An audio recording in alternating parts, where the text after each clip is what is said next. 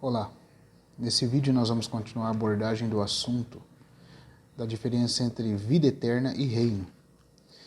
E, conforme já iniciamos nos dois últimos vídeos, continuando falando acerca do sétimo mandamento, da implicação deste mandamento e da hiena de fogo na era vindoura. Nos últimos dois vídeos dessa série nós vimos como que esse pecado do adultério e da lascívia, ou de toda sorte de comportamento lascivo ou impuro, se desenvolve no coração dos crentes que não vigiam ou não sabem como lidar com essa questão.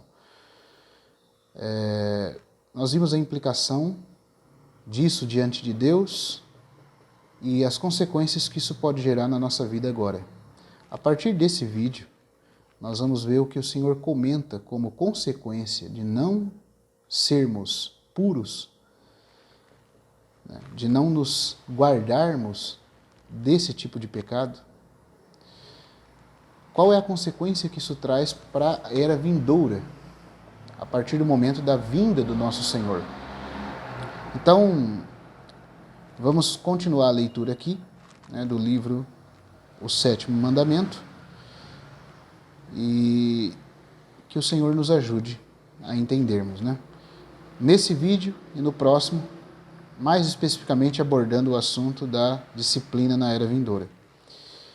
Continuando aqui, nosso irmão nos diz: a importância que dada ao corpo nessa passagem de Mateus capítulo 5, que já vínhamos tratando,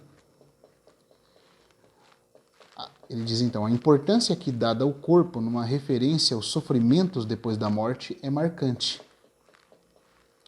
Ela demonstra que as correções do Senhor não acontecem logo depois da morte, como no caso dos purgatórios pagãos e católicos, mas são adiados até depois da ressurreição e do julgamento.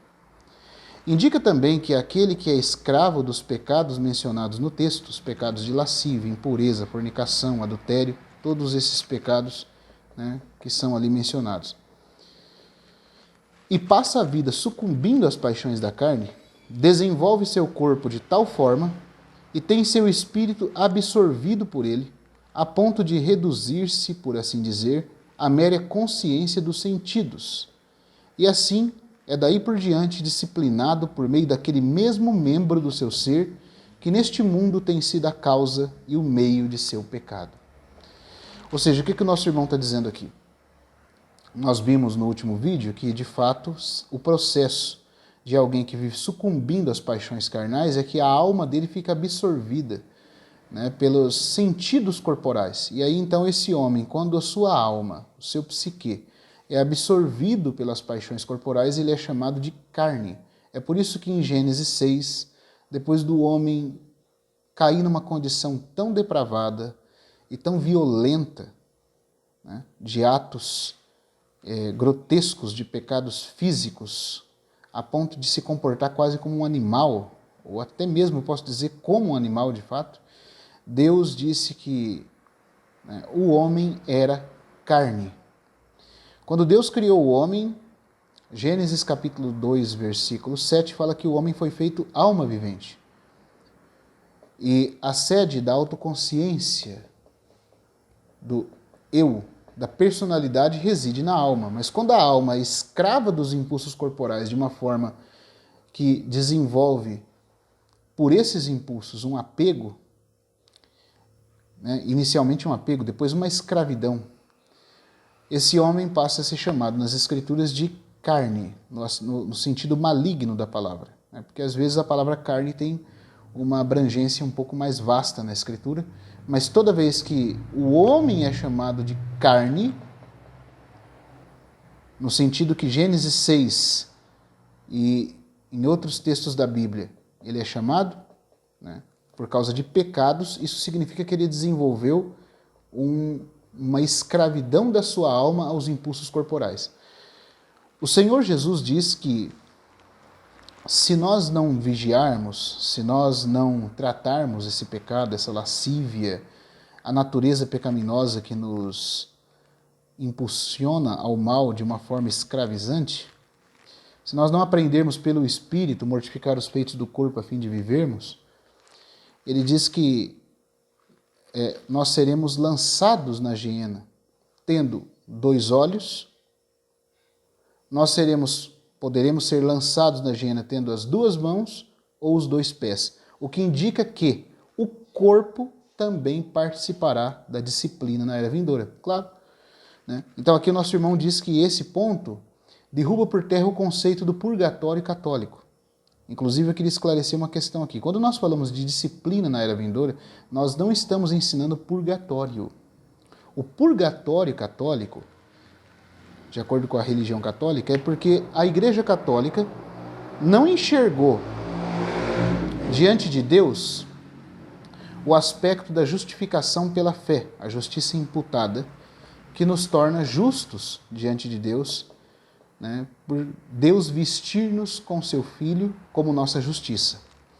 Como eles não enxergaram isso, não posso dizer que eles não viram nada, porque ao longo da história da igreja, como nosso irmão A.W. Tozer diz, Deus mostrou uma coisa aos cristãos protestantes e uma outra coisa aos cristãos místicos, principalmente místicos da vida interior católicos, já que também na Igreja Católica há filhos de Deus, pessoas genuinamente salvas, apesar de estarem dentro do sistema da Igreja Católica.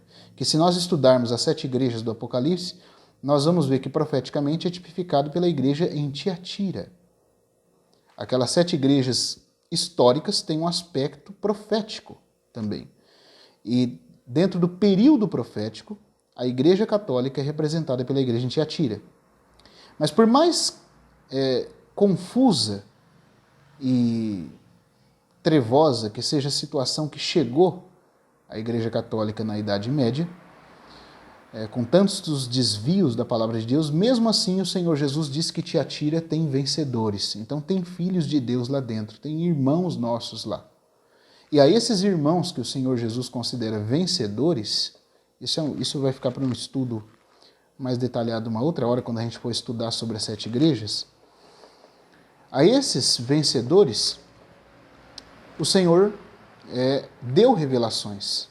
Há muito de Cristo que pode ser observado dentro do sistema católico romano. Não que tudo lá está correto, porque muita coisa deve ser descartada. Mas há ouro. E nós temos que ter o cuidado de não jogar fora o ouro junto com as outras pedras do rio. Nós devemos tomar o cuidado, como diz um irmão, de hora que formos jogar a água da banheira fora, não jogarmos junto o bebê. Tem muito da realidade espiritual vista no coração de muitos irmãos místicos, irmãos que serviram o Senhor da melhor maneira, porque o que salva um homem não é pertencer à igreja protestante ou pertencer à igreja católica.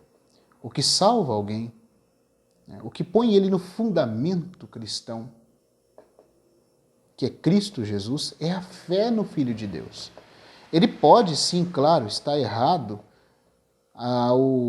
depois de ter crido que o Filho de Deus é o seu Salvador, ainda como na Igreja Católica, idolatrar imagens, trazer liturgias sincretistas, pagãs para dentro do culto.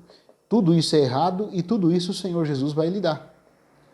Ele com seus olhos de fogo, como ele aparece para Tiatira, de perscrutar, sondar e julgar todas as coisas. Mas ele também reconhece que há servos ali e que são vencedores.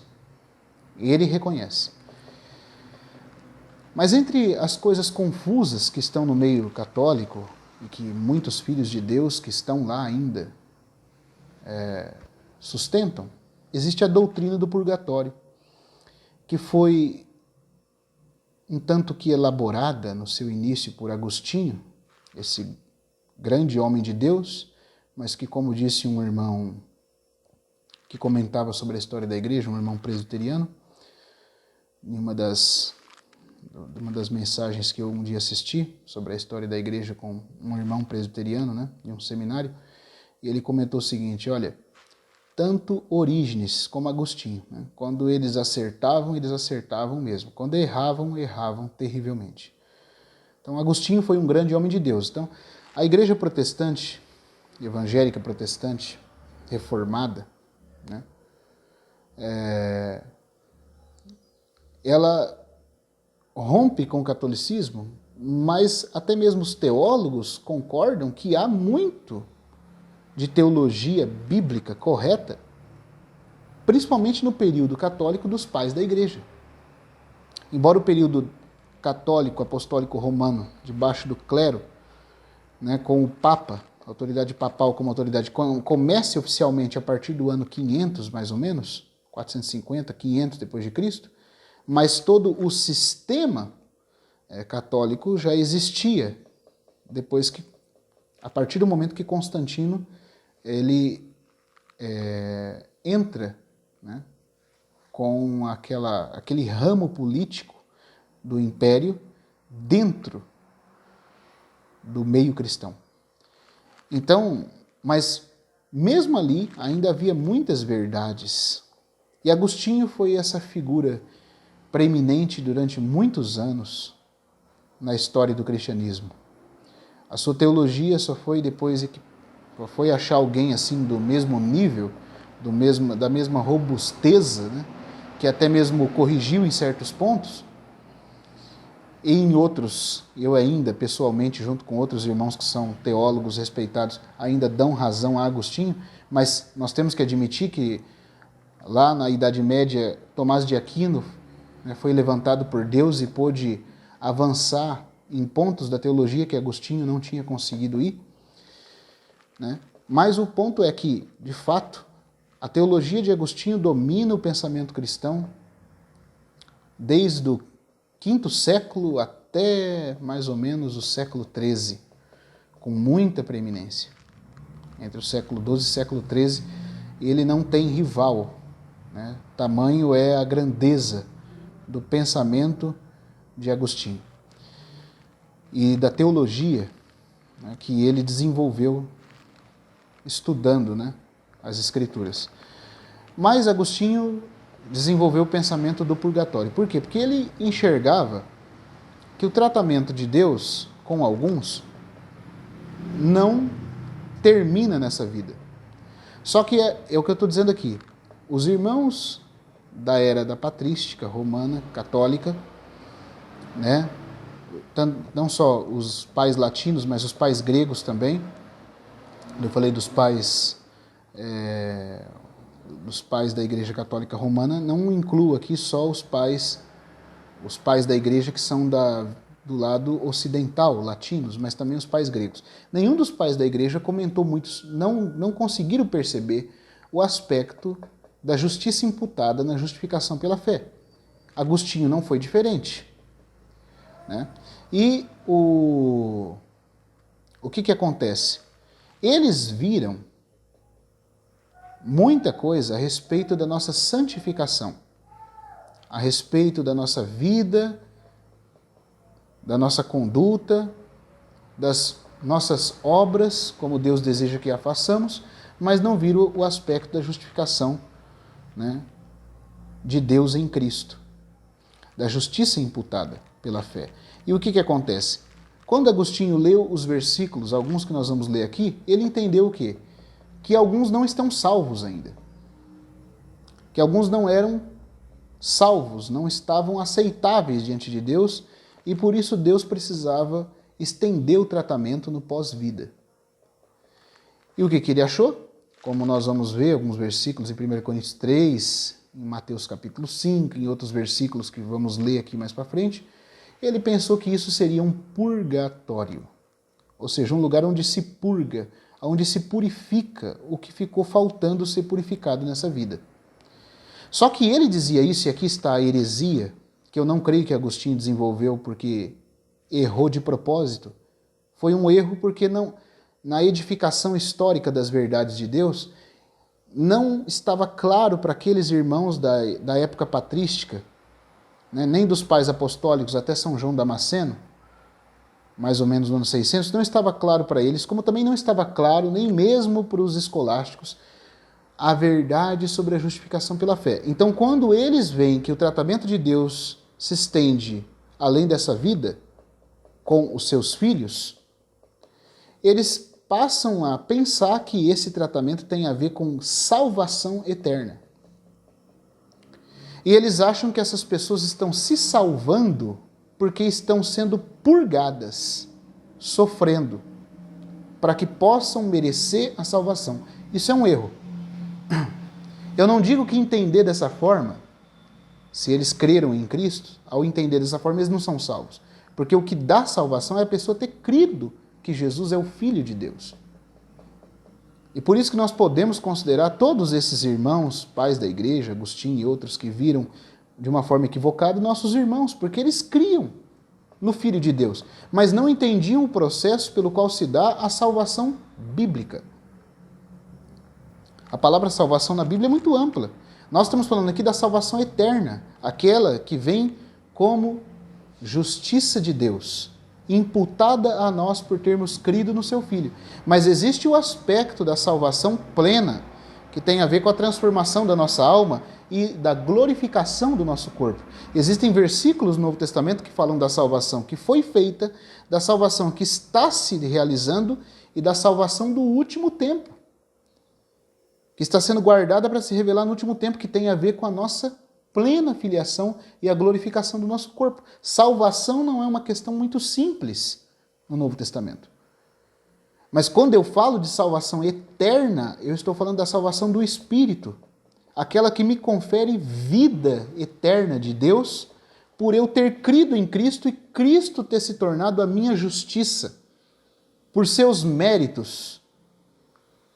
Pelo mérito justo que há nele, ele me veste com ele mesmo como justiça. E aí o que acontece? Eu sou eternamente perdoado por Deus. Porque todos os meus pecados que poderiam me condenar, Cristo já os pagou na cruz. Cristo não carregou 1 ou 2 ou 3 pecados só da minha vida. Todos os meus pecados foram carregados e julgados na cruz sobre o Filho de Deus. E aí a minha injustiça foi colocada nele, na cruz, e a justiça perfeita dele foi colocada em mim, que criei nele. Então ninguém se salva porque está purgando, está sofrendo, está passando por um processo de purificação. Não, isso é um erro. A salvação vem única e exclusivamente por termos crido em Jesus Cristo, o Filho de Deus. Mas se é assim, se não tem que se purgar coisa nenhuma, então que versículos são esses que falam de um tratamento do outro lado? Mas não é tratamento para a salvação eterna. Esse é o ponto. O erro do purgatório católico é de dizer que aqueles que não estão plenamente santificados também não estão justificados. Justificação é uma coisa. Santificação é outra coisa. E aqui reside o erro da doutrina do purgatório católico, porque lá a pessoa vai ser purgada para receber salvação eterna. Ora, se ela tem que ser purgada para receber salvação eterna, então a obra de Cristo está anulada. Ela está sendo salva pela conduta dela. Isso é uma heresia. Ninguém se salva. Ninguém, nenhum homem, desde Adão até o último homem que vai ser salvo, se salvará baseado em nada da sua justiça. Todos são salvos pela fé na obra consumada e perfeita do Senhor Jesus. Quando eu estou falando de salvação aqui, entenda, nesse termo salvação, eu estou falando de salvação eterna, aquela que te dá vida eterna, que te faz filho de Deus, que a Bíblia chama de justificação. Ninguém entra, ninguém faz parte dessa salvação baseado nas suas próprias obras, porque Cristo fez tudo por nós. Quando ele disse, está consumado, a obra estava completa. Por isso que Paulo fala que pelas obras da lei, que diz respeito a todos os mandamentos da lei que nós tínhamos que obedecer se quiséssemos ser justos. Pelas obras da lei, ninguém será justificado diante de Deus.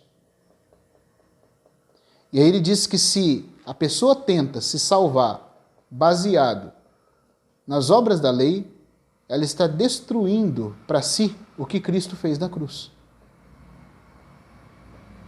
Isso é um grave erro. Todos se salvam por terem fé no Filho de Deus, na obra que ele realizou por nós. Então, não existe purgatório para dar salvação eterna. Salvação eterna vem pela fé. E esse é o erro do purgatório católico.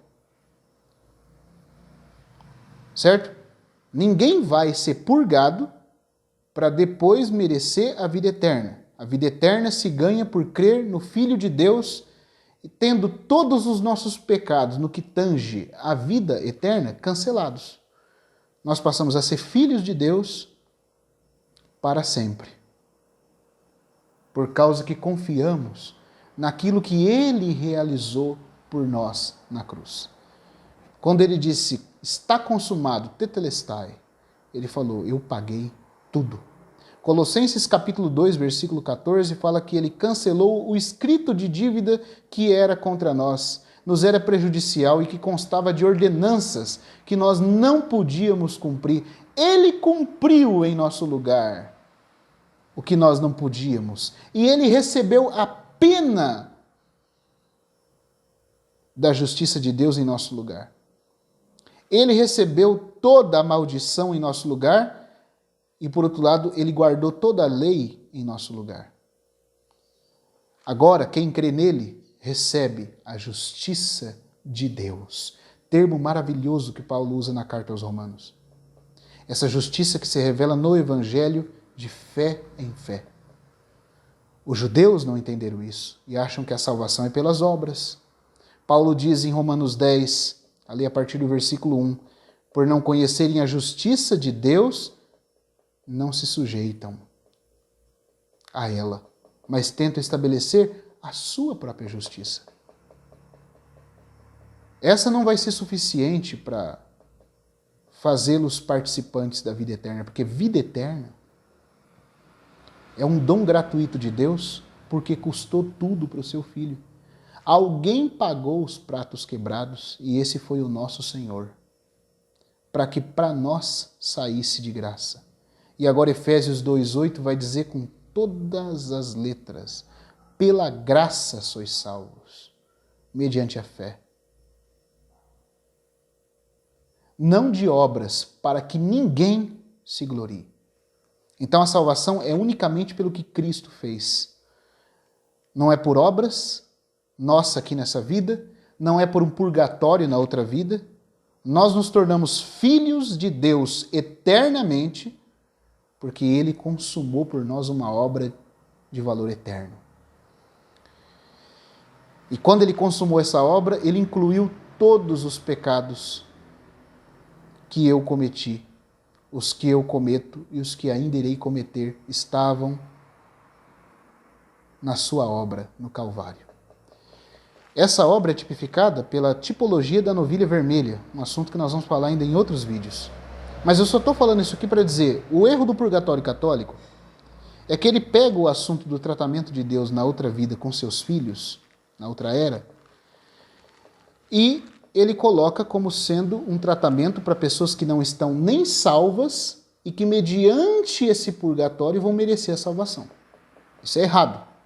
Isso é errado. Quem está salvo porque creu em Cristo. Quem está condenado vai ser condenado porque não creu em Cristo. Então, quem estiver passando por tratamento na era vindoura, isso não é purgatório, porque o purgatório católico fala que a pessoa está merecendo a salvação. Não porque creu em Cristo, mas porque está sendo purgada. Ora, se ela está sendo purgada é pelas obras dela que ela está sendo salva. Está dando para entender a questão? O erro do purgatório católico é que a pessoa não se salva por crer ou não crer em Cristo. De acordo até com a doutrina católica, se ela creu, ela não tem nem certeza, apesar de ter crido, se ela está salva. Eles interpretam assim. É claro que quem creu está salvo, independente de saber isso ou não. Se ele creu em Cristo, ele já está salvo, mesmo que ele não acredite que ele está salvo. Porque uma coisa é o fato diante de Deus, outra coisa é esse fato na consciência da pessoa. E a prova de que alguém pode estar salvo eternamente, mesmo sem ter certeza disso, porque a salvação não vem pelo fato de você entender que você está salvo eternamente. Ela vem pelo fato de você ter crido no Filho de Deus. E a prova disso é 1 João capítulo 5, quando João escreve àqueles irmãos, dizendo: estas coisas vos escrevo para que saibais que tendes a vida eterna. Ora, o que deixa bem claro, quer ver o versículo é 1 João, esse foi também o erro de Lutero e de Calvino, né, que achavam que a pessoa só tem vida eterna se ela tiver certeza que ela está salva eternamente. Isso foi um erro, porque o próprio apóstolo João, na sua carta, capítulo 5, versículo 13, ele diz: estas coisas vos escrevi a fim de saberdes que tendes a vida eterna. Tendes, não que terão. Tendes. Tendes a vida eterna. Quando? A partir de quando? Qual é a base para que a vida eterna esteja em mim? A vós outros que credes em o nome do Filho de Deus. Mas se eles já tinham, para que João teve que escrever para eles saberem disso? É porque uma coisa, irmão, é o fato diante de Deus. O fato de eu ter crido no nome do Filho de Deus me deu essa vida eterna, mas eu posso não saber disso. Como tem muitos irmãos dentro do sistema, principalmente, infelizmente, né, da teologia um pouco misturada, arminiana, pentecostal, que tem vida eterna e nunca perderão essa vida eterna, mas acham que pode ser que quando eles chegarem diante do Senhor, eles vão ter vida eterna. Como se a vida eterna fosse algo para ter certeza só no futuro. E o apóstolo João está dizendo que quando eu creio no nome do Filho de Deus, eu tenho vida eterna. Mas, assim como muitos crentes lá podiam não saber isso, aqui também. Muitos crentes não sabem. Muitos cristãos católicos que creem no Senhor Jesus, apesar dos outros erros do catolicismo, têm vida eterna. Mas como isso não é ensinado para eles, eles não sabem. Mas o fato de não saber não anula o fato de que eles têm. Diante de Deus, Deus reconhece que eles têm, eles só não sabem disso. A prova é que o próprio apóstolo João teve que escrever a esses irmãos, no capítulo 5, versículo 13, falando: eu estou escrevendo essas coisas para que vocês saibam. O problema não é que vocês não têm vida eterna, é que vocês não sabem. E como vocês não sabem, vocês não descansam. Porque se eu não sei, eu não tenho descanso. Como muitos crentes não têm descanso, porque não sabem que tem vida eterna. Quem crê no nome do Filho de Deus.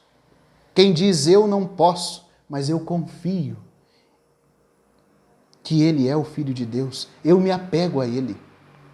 Irmãos, isso é o suficiente. Isso é o suficiente para alguém receber vida eterna. E essa vida eterna vem pela fé no nome. Vem pela fé, pelo confiar nessa pessoa, nesse Redentor. Não vem por obras nossas, porque ninguém pode ser justificado por obras diante de Deus. Todas as nossas obras, as mais puras, já são manchadas pelo pecado, são impuras aos olhos de Deus, são inaceitáveis. Como diz Jó no capítulo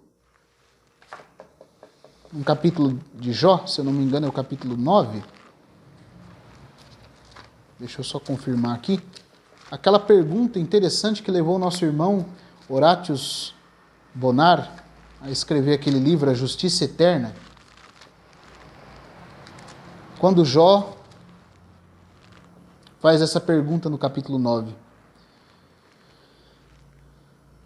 Porque como pode o homem ser justo para com Deus? É uma pergunta. Como que o homem pode estar justo diante de Deus? E no livro de Jó, ele diz que Deus não confia nem nos seus anjos e que Deus vê impureza até mesmo nos céus. Como se os céus, que é o lugar onde ele habita, não é puro aos seus olhos? Como que, se até os seus anjos ele atribui insensatez, você acha que eu e você, baseado nas nossas obras, nós vamos satisfazer a Deus? Em qualquer coisa que nós fizermos? Não. É impossível o homem em si mesmo ser puro diante de Deus. Somente crendo no homem que é homem e Deus, e que deu a sua vida por nós, para pagar pelos nossos erros, e que incluiu todos os nossos pecados, carregando sobre si, recebendo a punição por eles em nosso lugar, e vivendo tudo que deveríamos viver e não podemos, nos representando. Somente crendo nele é que nós temos justiça diante de Deus. É que nós somos feitos aceitáveis e justos. Por isso não tem purgatório que purifique ninguém para dar vida eterna. Não tem obras que você faça que te dá vida eterna. Não tem conduta que alguém faça que dê vida eterna. Em Romanos, Paulo fala que Deus dará a vida eterna aos que buscam a incorruptibilidade. Mas o que é buscar a incorruptibilidade? É buscar a vida eterna. E buscar a vida eterna é crer no seu Filho. Certo? Não tem obras, porque senão Paulo estaria se contradizendo. Ele diz que essa salvação é pela fé independente de obras. Então o erro do purgatório católico é pegar os assuntos que se referem ao tratamento de Deus com quem já é salvo. Ele não está lá para merecer vida eterna, ele está lá por um tratamento, por ele ser filho de Deus, um filho que já é salvo, já faz parte da família, mas viveu de uma forma indevida e por isso o pai vai discipliná-lo para formar caráter de santidade nele. Não para que ele mereça a vida eterna, porque a vida eterna ele já tem. A vida eterna você recebe quando você nasce de Deus. A vida do seu pai você recebe quando? Quando você anda de acordo com o caráter dele ou quando você nasceu? Quando nasceu. Agora o caráter tem que vir com disciplina. E muitas vezes até com castigo. Mas castigo não é condenação. Castigo é disciplina para formar, forjar caráter. Nós vamos falar aqui da disciplina na era vindoura, mas nós temos que limpar essa diferença. Por isso que eu estou dando tanta ênfase aqui, entre o purgatório católico e o que a Bíblia chama de geena de fogo na era vindoura. O purgatório católico é heresia porque diz que a pessoa está sendo purgada para receber a vida eterna. Isso é erro. A vida eterna se recebe por crer no Filho de Deus. E se perde, não se recebe por ter rejeitado a Cristo e a sua obra. É isso que vai pôr os homens no lago de fogo eterno. Na eternidade, sem Deus. E o que salva os homens dessa condenação eterna é ter crido em Jesus, o Filho de Deus. Aqueles que creem, eles deu-lhes autoridade de serem feitos filhos de Deus. João diz, eu vos escrevo para saberdes que tendes vida eterna. É isso que dá vida eterna. Agora, não quer dizer que não tenha disciplina na era vindoura. Disciplina para quem já é filho, não para se tornar filho. Não para receber vida eterna. Esse é o erro do purgatório católico. A pessoa é purgada para receber vida eterna. Ao passo que na disciplina da era vindoura que nós estamos falando, ela já tem vida eterna, já é filho, mas não viveu por essa vida. Por isso ela vai ser disciplinada. Deu para entender a diferença? Então que Deus nos ajude a perceber essas questões.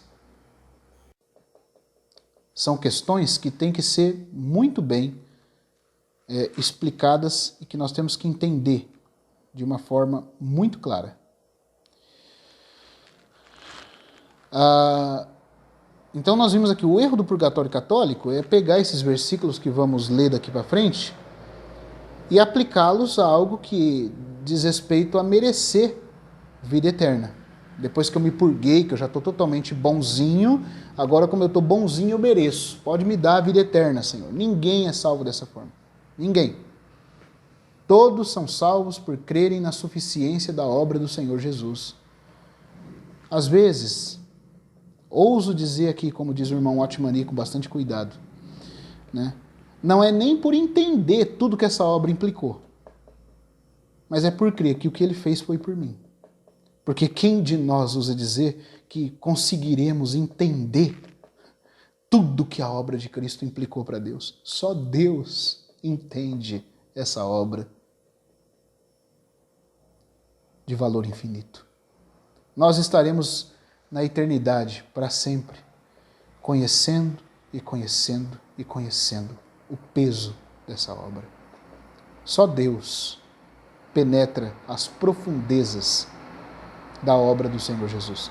Mas, apesar de ser limitada a minha e a sua compreensão, nós podemos dizer: Senhor, eu confio que o que fizeste é suficiente. Eu creio que tu és o Filho de Deus.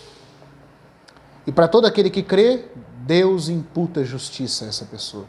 Deus acredita justiça a ela, dizendo: justo. Ah, mas e minhas transgressões e minhas faltas? Não existem mais. Você é justo diante de mim, você recebeu vida eterna. Agora, apesar de ser justo, de ter recebido vida eterna, de ser filho de Deus, é claro que essa vida de Deus que eu recebi tem que crescer, assim como a vida que eu recebo dos meus pais, ela tem que ser amadurecida. Até que eu ganhe a maturidade, forme caráter. E se apesar de eu nascer dos meus pais, eu não tiver uma vida que seja digna deles, que seja digna da família onde eu nasci, o que o pai tem que fazer? Disciplinar tal filho. Porque o pai que não disciplina seu filho traz vergonha à sua própria alma. A palavra de Deus diz que o filho que não obedece à disciplina é a vergonha da sua mãe. Diz em Provérbios. Se com os pais terrenos é assim, acaso você acha que Deus, que é o Pai dos Espíritos, e o Pai Celestial, vai permitir que seu filho receba vida eterna, mas viva de qualquer forma? Vai permitir que seu filho receba vida eterna, mas morra nessa vida, cheio de problemas não resolvidos, com mágoa contra outros irmãos, com problemas com outros irmãos não resolvidos, e aí apareça diante dele sem nenhum tratamento? Ele é filho, para condenação eterna ele não vai mais. Mas galardão ou disciplina é um assunto de conduta. A Bíblia faz toda essa diferença, nós precisamos ver isso. Então, como nós falamos aqui, deu para entender. O erro do purgatório católico é pegar o assunto que vai falar de disciplina de Deus sobre seus filhos na era vindoura e aplicar a pessoas que eles julgam que não estão salvas eternamente, que não receberam a justiça de Deus imputada. E aí, baseado nesse purgar, essa pessoa se torna filho. Isso é errado. Ninguém se torna filho de Deus por obras e nem por merecimento. E nem por purgamento nenhum que não for a obra do Senhor Jesus na cruz. Mas uma vez feito filho de Deus unicamente pela obra do Senhor Jesus na cruz, o galardão, que é recompensa, tem a ver com o que ele fez. Aí sim, esse assunto de galardão não é pelo que Cristo fez na cruz. Pela obra do Senhor Jesus por nós na cruz. Mas sim pela obra do Senhor Jesus, pelo Espírito Santo em nós, formando na nossa conduta o caráter do Senhor Jesus, para que as obras que eu faço glorifiquem a Deus. E por essas obras ele vai me dar galardão. Ou disciplina, porque apesar de ser filho, porque criei na obra de Cristo na cruz, não vivi de uma forma digna de Deus. Não deixo de ser filho. Assim como o fato de eu nascer do meu pai e não viver de uma forma que o agrade, não me faz deixar de ser seu filho. Está no sangue. Mas eu não tenho condições de representá-lo. Então tem que ser disciplinado. É isso que Deus vai fazer com seus filhos na era vindoura. Até mesmo colocando-os temporariamente na geena de fogo. Então não é purgatório. Purgatório é heresia pelo motivo que já explicamos. Purgatório diz que a pessoa tem que ser salva pelo purgar. Ela recebe vida eterna depois de purgado. Ao passo que a disciplina que nós estamos falando aqui é uma disciplina sobre quem já tem a vida eterna, é filho, mas não viveu de acordo com essa vida. Então, apesar de ser filho, vai ter que ser tratado e disciplinado. E a Bíblia deixa isso muito claro. Outro erro que o irmão Pember aponta aqui, né, é que o purgatório católico, outro erro que ele coloca, é que o purgatório católico fala que a alma vai para lá assim que morre. Morreu aqui, já começa a ser purgado. Já começa a ser purgado para depois merecer vida eterna. Mas peraí, a pessoa pecou com o corpo e com a alma. Aí só a alma que vai sofrer? O corpo fica na sepultura. Não, o Senhor Jesus falou em Mateus 5 que os pés, mãos e olhos que pecaram vão junto com a alma para a Geena.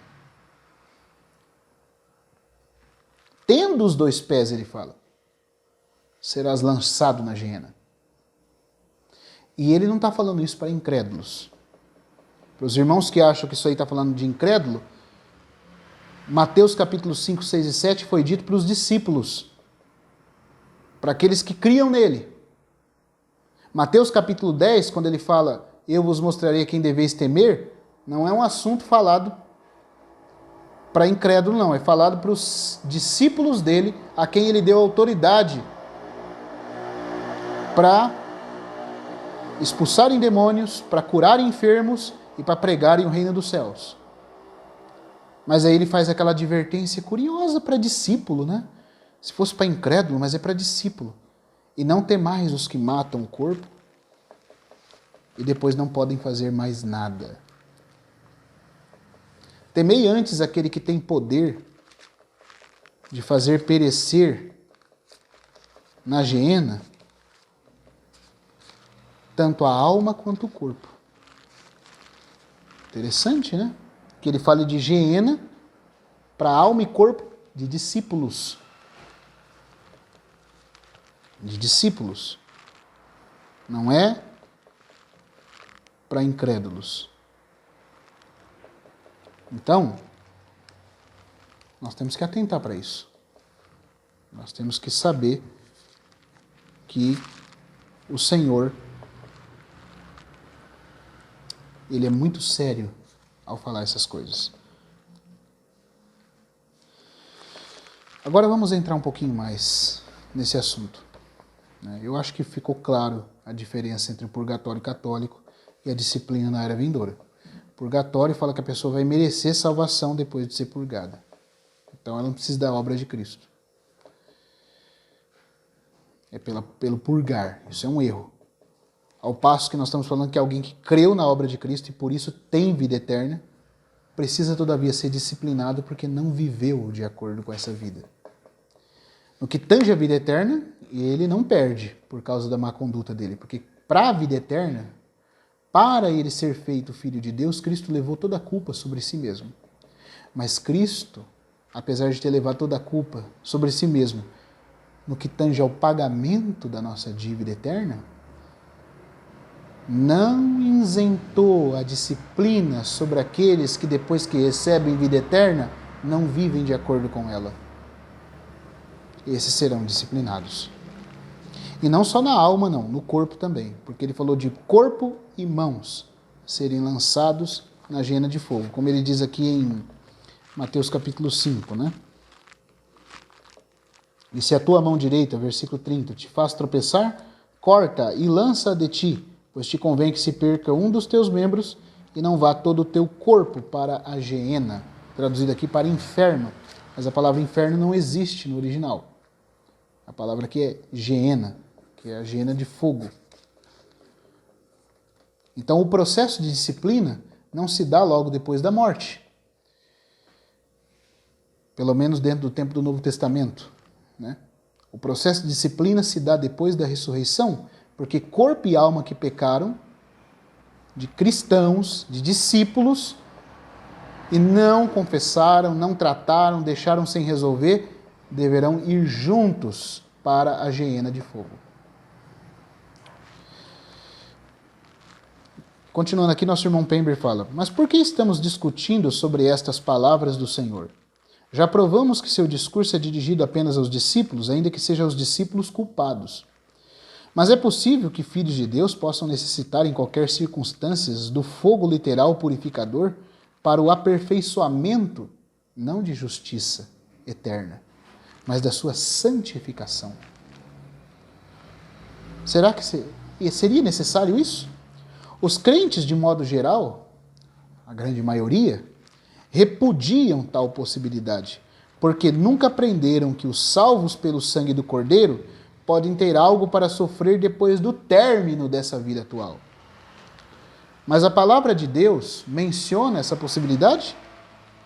Meditemos por alguns momentos em 4 textos que geralmente são colocados de lado, sem a devida consideração, se é que pelo menos são considerados.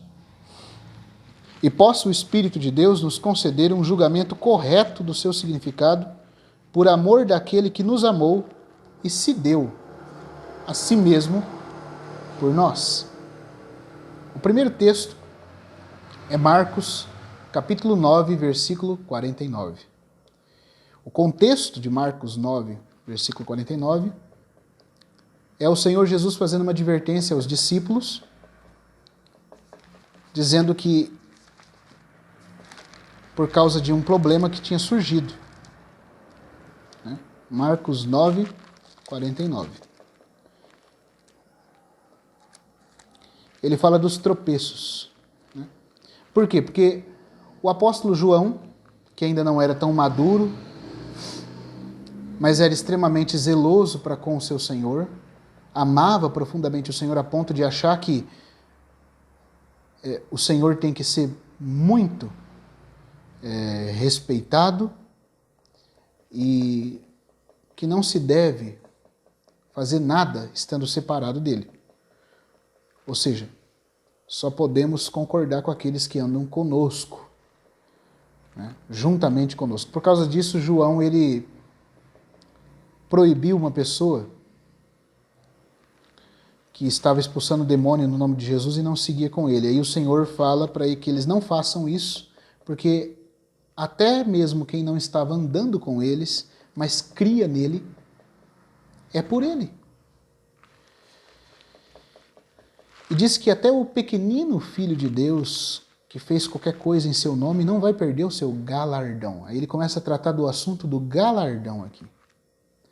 Mas não somente do galardão por ter feito algo que o agradou, mas também da disciplina por ter feito algo que desagradou o Senhor ou que colocou tropeço sobre os filhos do Senhor, sobre os pequeninos do Senhor.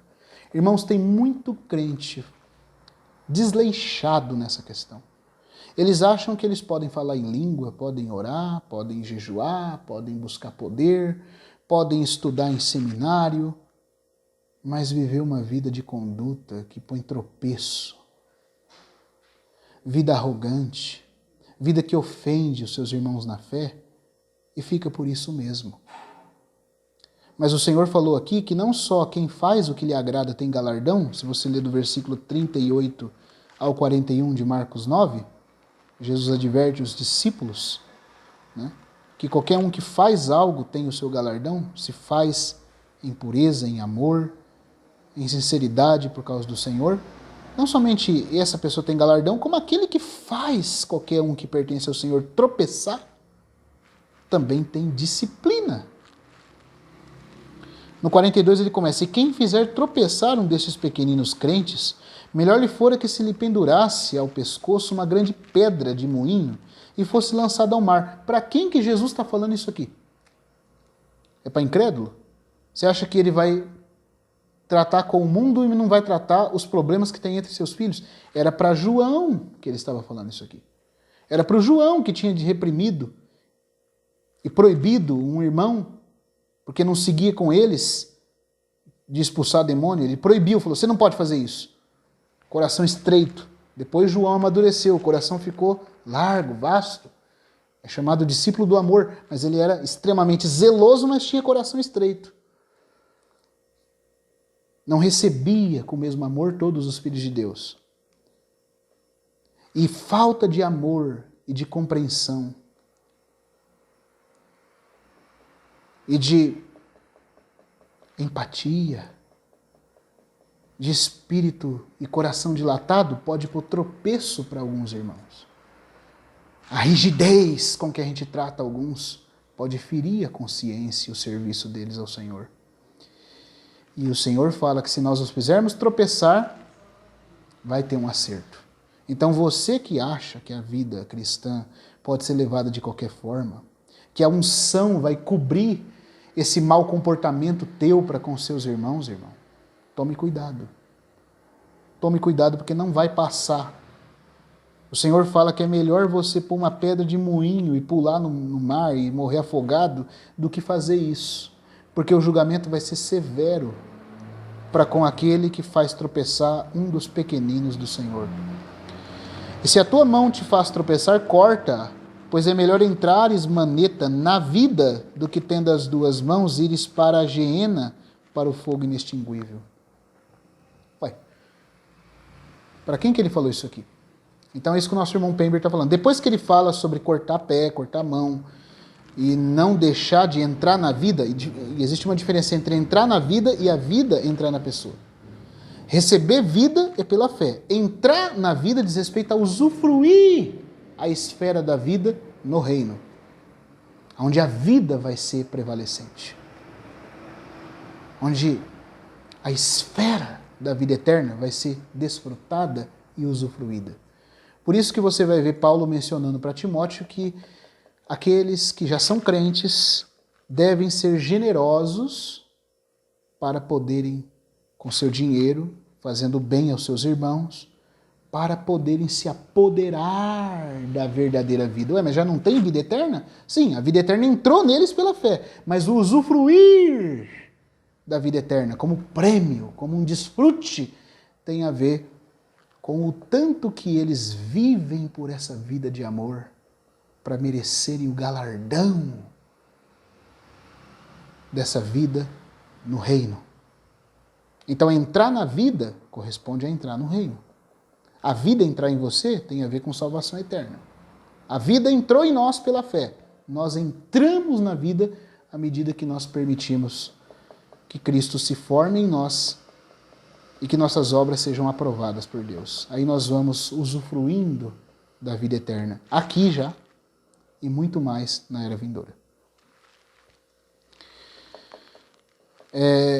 Aí no 49 ele termina, depois que ele fala do perigo de não entrarmos na vida e de sermos jogados na geena, ele termina falando que cada um será salgado com fogo. Se faltar sal, se faltar santidade na nossa vida, porque o sal fala daquele elemento que mata a corrupção, fala de pureza, de santidade.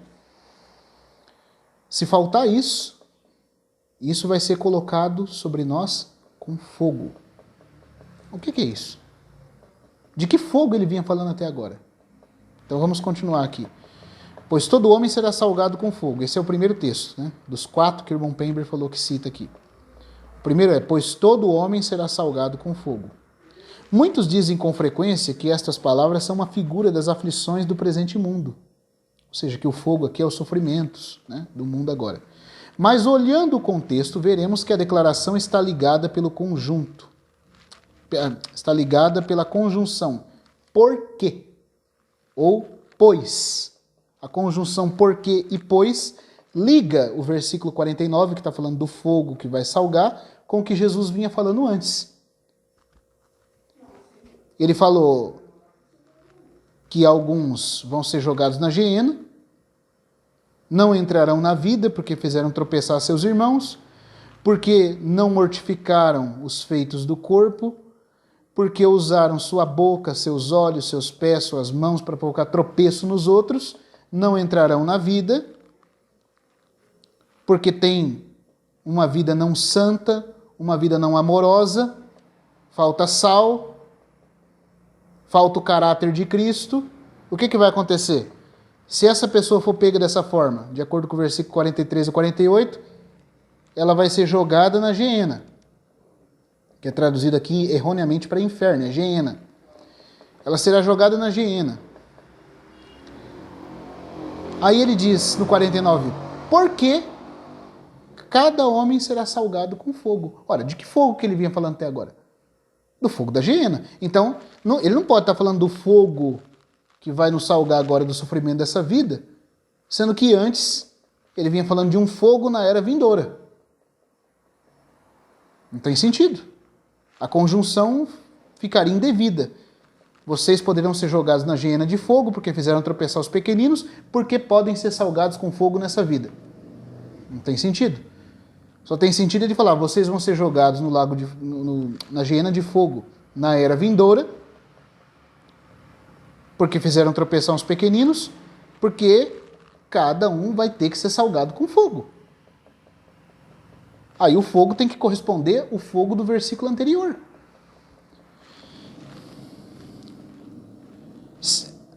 Mas olhando o contexto, ele diz, veremos que a declaração está ligada pela conjunção porque, ou pois, ao versículo anterior que contém uma descrição da hiena.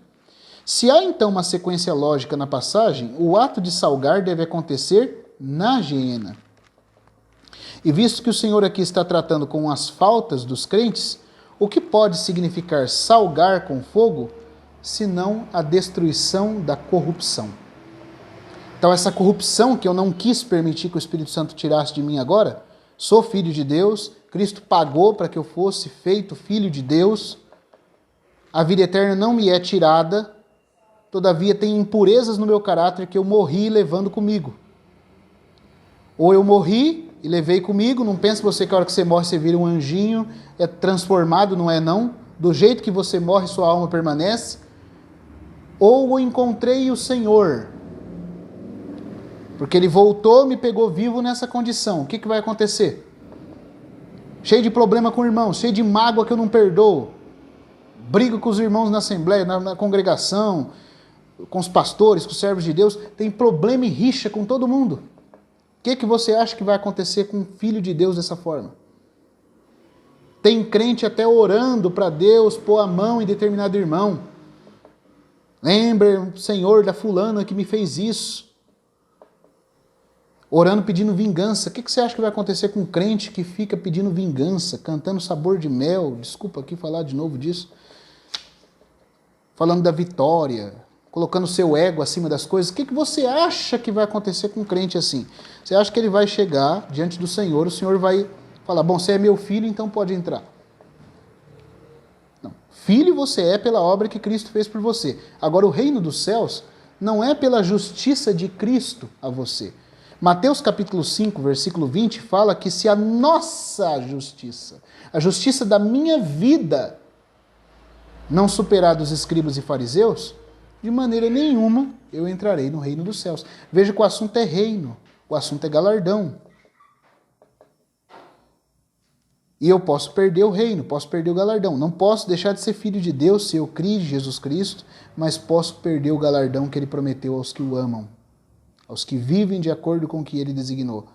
E além de perder o galardão, não pensa você que é só perder galardão, como muitos irmãos de Plymouth, como os irmãos darbistas enfatizam, e como eu já vi até alguns ramos dentro da Assembleia de Deus enfatizando, que se eu não for aprovado, eu posso perder o galardão, mas eu entro do mesmo jeito. Não. Posso perder o galardão e posso sofrer disciplina. Para quem que Jesus está falando essas coisas aqui? Marcos 9, versículo 43 a 49. Ele fala de um fogo onde aquele que não mortificou os feitos do seu corpo, aquele que usou os membros do seu corpo para colocar tropeço aos irmãos, ele fala de um fogo onde essa pessoa vai ser lançada. E ele está falando para quem creu, ele está falando para João, ele está falando para aqueles que têm dificuldade em perdoar, que usam suas mãos para causar males aos outros. São salvos? São, mas têm coração estreito e têm obras reprováveis. Então o que vai acontecer? Hiena de fogo, com o pé, com a mão, com os olhos que pecaram. A alma e o corpo juntos. Porque terá que ser salgado com fogo. Não para merecer vida eterna, porque ele já tem vida eterna, é filho de Deus. Mas ele não permitiu que o caráter de Cristo fosse forjado nele. Então, assim como um pai põe um filho de castigo, Deus castigará temporariamente seus filhos. A graça é maravilhosa, mas a justiça é também totalmente reta diante de Deus. Seu trono é um trono que se baseia, se fundamenta em justiça. E ele não vai deixar filhos injustos, que apesar de terem sido justificados no que tange a vida eterna, mas que têm uma conduta imprópria sem merecer o tratamento que necessitam por causa dessa conduta. Esse é um texto, Marcos 9, versículo 43 ao 49. Cristo fala da geena de fogo para aquele que fizer tropeçar um dos seus, ou que usar de forma indevida os membros que recebeu de Deus no seu corpo para fazer o mal. E essa pessoa será salgada com fogo. O fogo não é o fogo dessa vida, porque não era desse fogo que Jesus vinha falando. Ele vinha falando de um fogo na era vindoura. Existe um outro texto também que fala, e esse foi o texto que Agostinho tomou para criar a doutrina do purgatório católico. É 1 Coríntios capítulo 3, versículo 15. Mas eu vou ler o contexto primeiro, para que a gente pegue toda a perícope, toda a ideia. Capítulo 3 de 1 Coríntios. Ele diz assim no versículo 10: Segundo a graça de Deus que me foi dada, lancei o fundamento como prudente construtor, e outro edifica sobre ele. Porém, cada um veja como edifica. Agora veja só, Paulo está dizendo aqui que o problema não está no fundamento. O fundamento ele lançou, como apóstolo, ele lançou o fundamento. E ninguém pode pôr outro fundamento. A questão aqui não é o fundamento.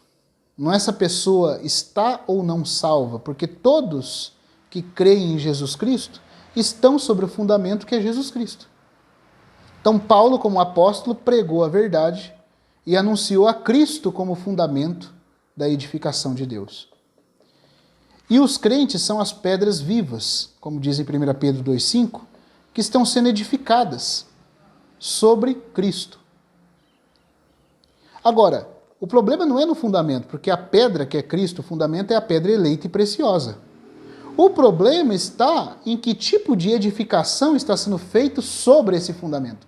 O fundamento é inabalável, o que significa que Jesus Cristo, como nosso Salvador e nossa justiça, é algo inquestionável. É algo que não pode ser abalado. Por isso que a minha e a sua salvação é segura, se nós cremos. Porque não tem a ver com o que eu sou nem com o que você é. Tem a ver sobre quem nós estamos. Agora, apesar de estarmos sobre o fundamento, a edificação pode sair errada. E aí Paulo diz: eu lancei o fundamento como um construtor, um arquiteto prudente. Outro agora edifica sobre ele. Porém, cada um veja como edifica. O problema não é no fundamento. O problema é em como nós estamos edificando. Depois que eu criei e fui posto sobre o fundamento, como é que está sendo a minha vida cristã? Como é que está sendo a edificação? No fundamento está tudo certo. Mas e a edificação? Versículo 11. Porque ninguém pode lançar outro fundamento além do que foi posto, o qual é Jesus Cristo.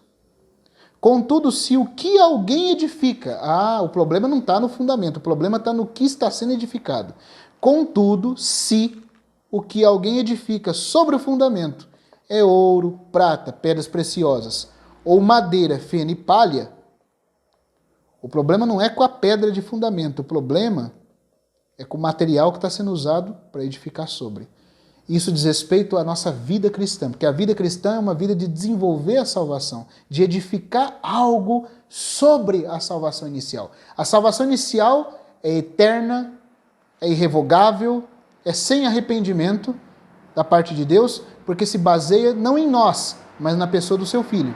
Agora, a vida espiritual que eu tenho depois de ter recebido Jesus, isso se refere à minha conduta. Isso se refere ao que eu e você estamos estamos pondo sobre o fundamento. E o que vai acontecer? Eu posso colocar ouro, prata e pedras preciosas, ou eu posso edificar sobre o mesmo fundamento, com madeira, feno e palha. Aí o que Paulo diz? Manifesta se tornará a obra de cada um. Naquele dia, porque o dia do tribunal de Cristo, o dia que ele vier para julgar os seus santos, para julgar o seu povo, em Malaquias é chamado de o fogo do ourives. Ele vem como a ardente fornalha, e tudo que for restolho ou palha vai queimar. Está lá em Malaquias capítulo 3. O Senhor diz: mas quem poderá suportar o dia da sua vinda? Pois ele é como fogo do ourives, como ardente fornalha, e queimará toda palha e restolho. Então veja só, tudo que for fundamento vai ficar.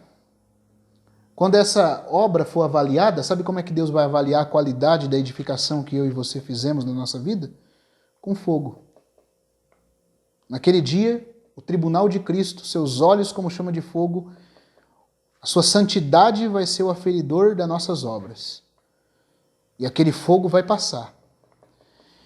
E o que for ouro, prata e pedras preciosas, em vez de perecer, vai ser mais purificado ainda e aprovado. Mas o que for madeira, feno e palha na Bíblia é uma figura do Adão caído, da nossa natureza humana frágil. Tudo que foi edificado baseado em nós mesmos vai queimar. Paulo fala, manifesta se tornará não o fundamento, não a salvação de cada um. Salvação está decidido. O que vai se manifestar se é aprovado ou não é as obras. E tem um fogo. Marcos menciona um fogo para onde os cristãos vão se não viverem de maneira adequada. Apesar de serem salvos, viveram de uma maneira indevida. Por isso vão para o fogo. E 1 Coríntios fala de uma obra inadequada, que vai ser manifestada pelo fogo. Manifesta se tornará a obra de cada um, versículo 13. Pois o dia, com D maiúsculo, a demonstrará, porque está sendo revelada pelo fogo. E qual seja a obra de cada um, o próprio fogo o provará. Se permanecer a obra de alguém que sobre o fundamento edificou, veja, estamos sobre o fundamento, mas que obra é que nós estamos edificando? Se permanecer a obra, porque é ouro, prata e pedras preciosas, e nós não vamos entrar aqui nesse ponto das três coisas, né? O ouro se refere à natureza de Deus, a prata, a obra do Senhor Jesus, obra de redenção, e as pedras preciosas ao trabalho do Espírito Santo. Se o que eu e você edificou foi junto com a Trindade, esses três materiais preciosos, nós vamos receber galardão, Paulo fala. Esse receberá galardão. Se a obra de alguém se queimar, sofrerá ele dano. Aqui tem uma outra expressão. Não fala que vai sofrer condenação eterna. Vai sofrer dano. Que dano? Ele edificou aquela casa, aquela construção tão grande sobre o fundamento, mas foi com material indevido. Sabe o que vai acontecer? Fogo. Ele vai escapar apenas com a própria vida sobre o fundamento. Porque o fundamento não dependeu dele, dependeu da obra de Cristo. Mas ele não tem nada para receber. Sofrerá dano. A palavra dano aqui, no grego, é adikel, que significa perda, prejuízo. Sofrerá dano. Mas esse mesmo será salvo. Continua salvo. Não perdeu a salvação. Aqui o Agostinho, quando leu, criou o purgatório. Porque ele disse, está dizendo que vai ser salvo, apesar de não ter sido aprovado, mas ele não entendia a diferença entre galardão e salvação eterna. Então ele achava que essa pessoa aqui vai ser salva através do fogo. Ele não entendia que ser salvo aqui significa continuar salvo, que a pessoa já é salva. Esse mesmo será salvo, todavia, como que através do fogo. Existe também uma questão histórica, cultural, que Paulo aplica a esse versículo aqui, que a gente tem que entender. Na época da Grécia Antiga, né, quando aconteceu um incêndio, na época que Paulo escreveu a Epístola aos Coríntios, As casas nobres, que eram de mármore, de pedras preciosas, de ouro e prata, o fogo passou e elas ficaram de pé. As casas da população pobre de Corinto, que foi atingida pelo fogo, que eram de madeira e algumas até com revestimento de palha, queimaram tudo. E as pessoas só conseguiram fugir do meio do fogo com a roupa do corpo. Não conseguiram salvar nada da edificação. Saíram como desnudas do meio do fogo. É isso que Paulo está dizendo que vai acontecer com esses cristãos. Eles estão sobre o fundamento, por isso continuarão salvos.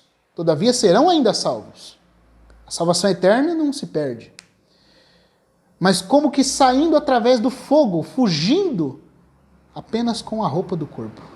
Apenas com aquela veste que é o Senhor Jesus, justificando a eles. Mas sem nada de acréscimo para galardão.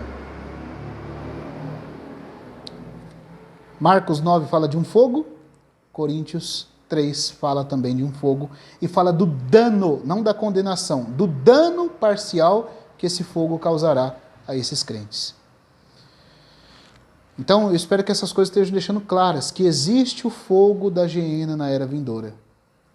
Não é purgatório, porque o purgatório as pessoas vão para lá para serem salvas, ao passo que aqui nós estamos falando de um fogo, onde os salvos que já estão salvos, mas edificaram de maneira indevida, fizeram obras de forma indevida, fizeram dano e terão que ser punidos, vão receber o dano que fizeram.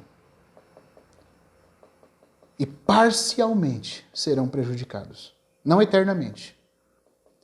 Esse assunto é o assunto que tem a ver com o dano da segunda morte.